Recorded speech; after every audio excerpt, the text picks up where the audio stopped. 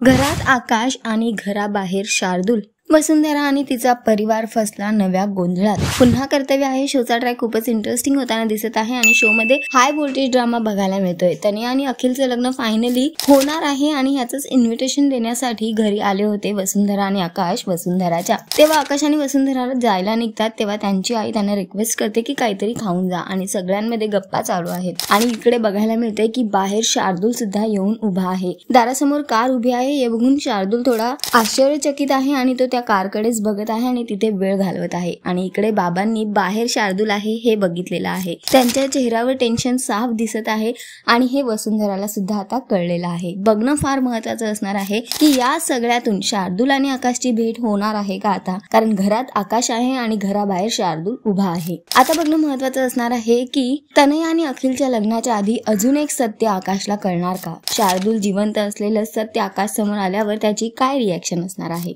तुम्ही किती एक्साइटेड आहात येणाऱ्या एपिसोडसाठी आम्हाला कमेंट करून नक्की सांगा आणि अशाच टेलिव्हिजन अपडेटसाठी टेलिगप्पाला लाईक शेअर सबस्क्राईब नक्की करा।